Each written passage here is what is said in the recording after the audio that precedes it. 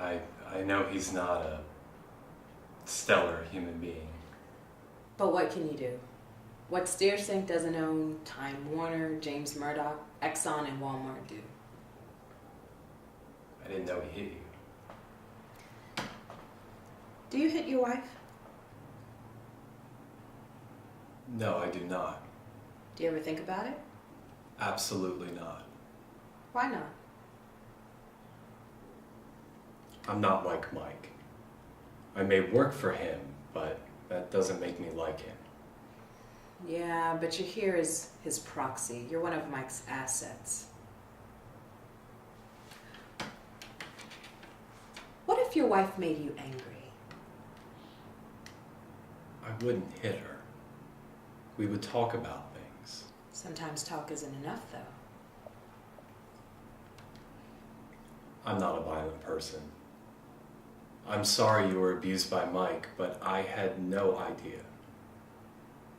I'm actually disgusted to know that about him, if you want to know the truth. He didn't hit you. What do you mean by that?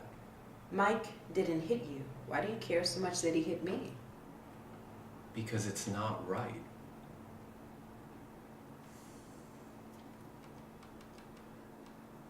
If you want me to leave, I'll go. Why do you work for someone who disgusts you, as you say?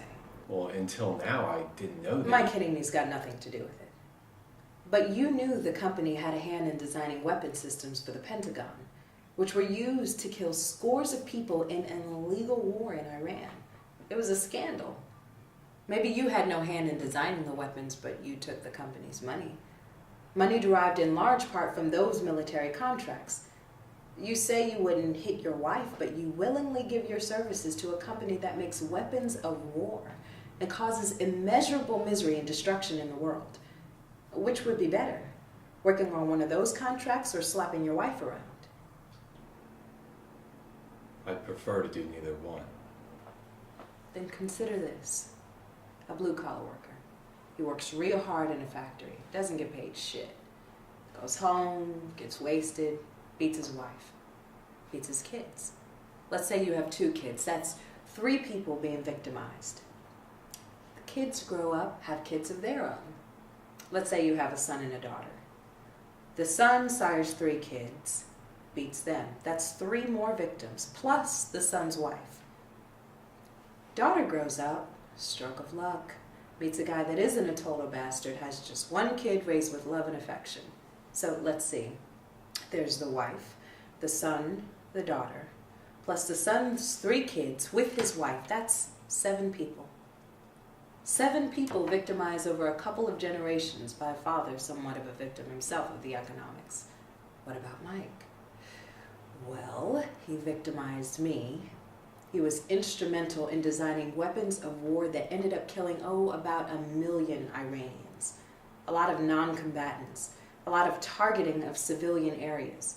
To get at all those mobile chem warfare labs hidden in hospitals and schools, all of which turned out to be bombed.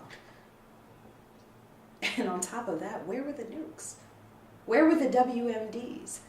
And when it was all said and done, the whole country fell into the hands of a brutal, even more intensely theocratic regime once we pulled out and our puppet regime fell. Not that they were the greatest bunch in the first place. They carried out assassinations of political rivals and rounded up dissidents for torture and re-education. And all this with an assist from the CIA. But I'm sure you read the headlines. Maybe you should take a low-wage job. Swallow your pride. Teach your wife to swallow her pride too. Maybe if here in America we learn to keep our barbaric tendencies in the home and not smear them all over the rest of the world, well, what's a few unhappy marriages if it means saving millions from death and dismemberment? How about that, huh?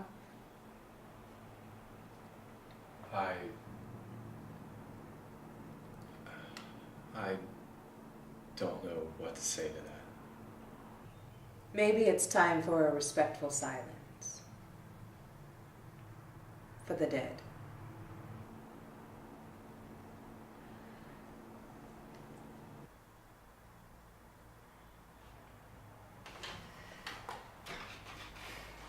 Would you like some coffee, Shay? Yes, that'd be fine, thank you.